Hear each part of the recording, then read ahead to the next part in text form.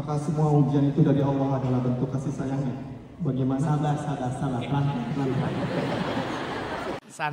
Santai ya. Oke, nafas dulu ya Mas Yaldi. Oke, bismillah. Bismillah. Biar denger kitanya, biar denger. Apakah semua ujian dari Allah adalah bentuk kasih sayangnya kepada hambanya? Bagaimana kita mengetahui apakah ujian itu rahmat atau azab?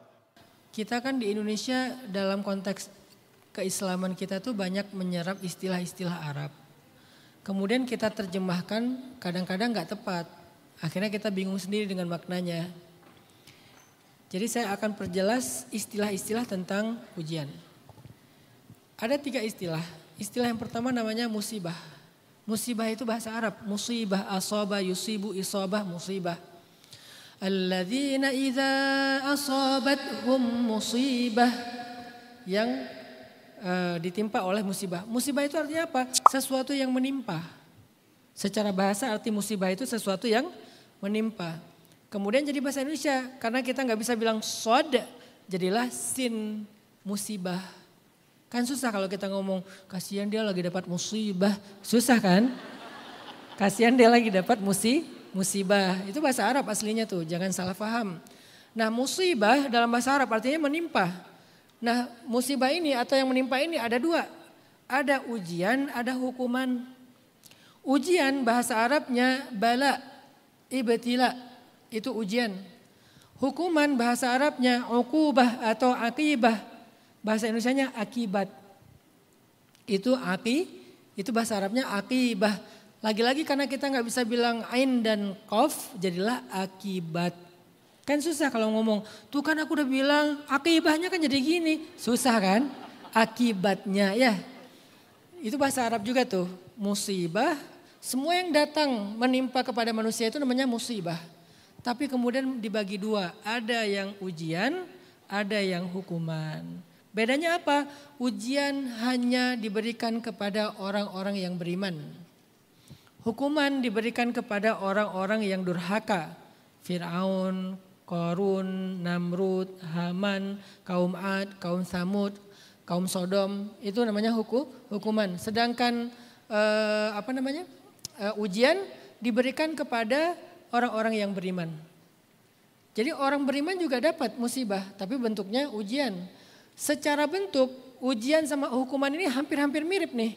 Sama-sama kehilangan, sama-sama berkurang, sama-sama sakit. Cuman fungsinya beda.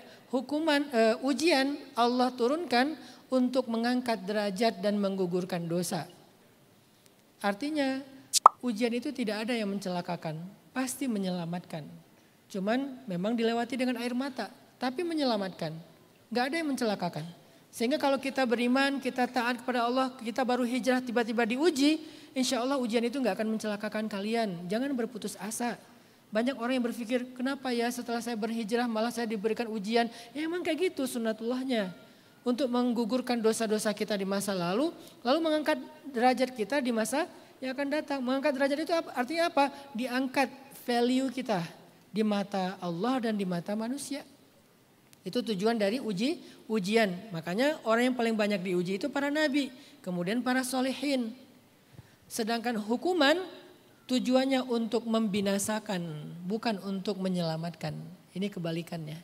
Kalau ujian untuk menyelamatkan, hukuman untuk membinasakan. Manusia diuji dan dihukum dengan yang dia suka dan yang dia tidak suka. Kalau kita kadang-kadang diuji dengan yang kita suka. Kita diuji dengan yang kita suka. Dikasih nikmat, dikasih kesuksesan, dikasih ketenaran. Itu juga ujian. Sehingga kalau kita bersyukur, Allah akan tambahkan. Lain syakartum. Atau kita diuji dengan yang tidak kita suka. Kehilangan, kegagalan, dan segala macam. Kalau kita bersabar, wabasyiris sabirin. Sampaikan berita gembira kepada orang yang sabar. Itu ujian. Konsep ujian ya. Tapi kalau hukuman, kadang dihukum dengan yang disukai dan yang tidak disukai. Kalau yang tidak disukai, dihancurkan. Kalau yang disukai apa? Namanya istidraj. Semakin sukses, semakin kaya, tapi semakin sombong. Semakin arogan, semakin lupa sama Allah, semakin lupa diri. Tapi ujung-ujungnya nanti baru celaka. Jadi tetap dua-duanya disebut dengan nama musibah. Tapi musibah itu ada dua, ada bala, ada uqubah, ada ujian, ada hukuman gitu Yaldi. Allahu a'lam.